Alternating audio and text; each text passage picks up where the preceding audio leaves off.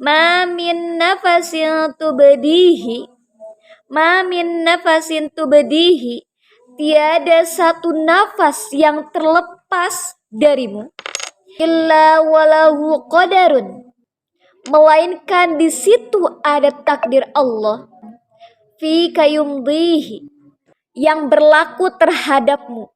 Penjelasan daripada hikmah selanjutnya dari kitab Al-Hikam adalah setiap napas kita tuh gak terhitungkan. Kita bernapas terus menerus itu gak terhitung nilainya. Mau dalam keadaan taat kepada Allah, mau dalam keadaan bermaksiat kepada Allah, napas kita tuh akan selalu ada napas. Terus itu ada hitungannya. Dan setiap hembusan napas ini akan ada pahala dan juga ditulis dosanya jika berbuat maksiat. Melakukan kebaikan kah atau melakukan kemaksiatan itu ditulis dari setiap hembusan napas kita. Jadi berhati-hati dalam beramal.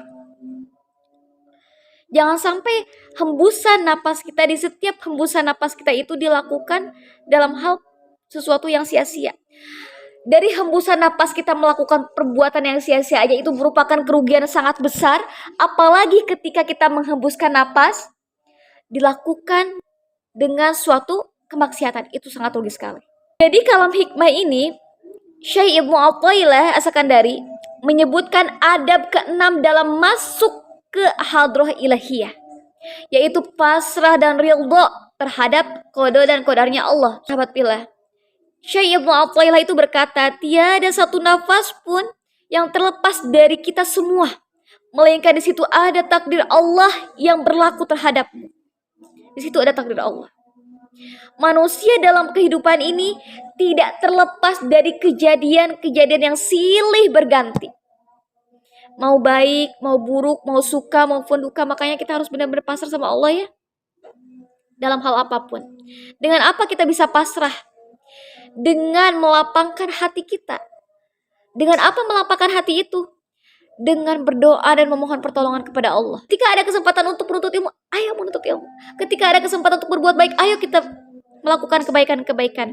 Karena kalau udah gak ada napas lagi, kita gak bisa apa-ngapain. Napas itu bagaikan wadah bagi suatu kejadian turun dari takdir Allah. Setiap saat Allah dalam mengurus urusan yang ada di dunia ini. Napas manusia, kedipan matanya, langkahnya sudah menjadi batas hitungan. Apabila sudah habis jatahnya, maka ia akan mati. Gak akan bisa berjalan seperti itu. Dan pergilah ke tempat yang paling abadi, yaitu akhirat. Yang tidak akan pernah bisa kembali lagi kita ke dunia.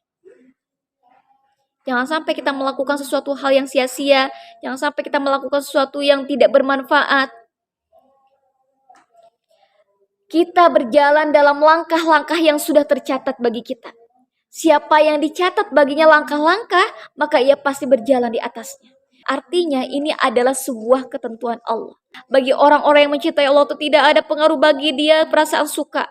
Tidak ada pengaruh bagi dia perasaan duka. Tidak ada pengaruh baginya suatu pujian. Tidak ada pengaruh baginya suatu makian. Tetapi yang terpenting adalah rasa cinta kepada Allah. Yang terpenting Allah, yang terpenting Allah, yang terpenting Allah, ya Allah. Yang terpenting aku tidak kehilanganmu. Yang itu sulit sekali santriwati. Karena terkadang hawa nafsu kitanya kita pengen dihargai gitu ya. Hawa nafsu kitanya kita pengennya selalu dipandang baik. Padahal kalau Allah udah cinta sama hambanya, insya Allah. Jadi yang terpenting itu kita jangan fokus ke dalam hal apa yang kita pikirkan. Overthinking gitu. Aku gini gak ya? Aku itu di hadapan orang tuh gimana ya? Gak ada, kalau misalnya kita udah overthinking, jadi kita fokus terhadap pemikiran-pemikiran negatif itu, kita lupa bahwa ternyata yang terpenting itu adalah cinta Allah. Tapi yang terpenting, karomah terbesar, karomah terbaik adalah istiqomah dan kita mampu melihat aib kita sendiri. Selanjutnya santriwati, keadaan selalu ingat kepada Allah dan tenggelam dengan rasa cinta kepada Allah seperti yang terjadi kepada Imam Al-Junaid yang menyatakan bahwa walaupun ia bertahun-tahun berbicara dengan manusia, tetapi sebenarnya ia berbicara dengan Allah. Artinya Imam Junaid tidak pernah melupakan Allah. Masya Allah. Dalam keadaan apapun dia tidak melupakan Allah. Jadi pas waktu mau minum dia ingat sama Allah, pas waktu dia mau makan dia ingat sama Allah, dia mau belajar dia ingat sama Allah, dia mau berjalan dia ingat sama Allah. Karena pandangannya tembus terhadap medan tafakur. Medan tafakurnya apa? Medan langsung tembus kepada Masya Allah, Allah, Allah, Allah, Masya Allah. Itu yang harus kita lakukan ya Santriwati ya.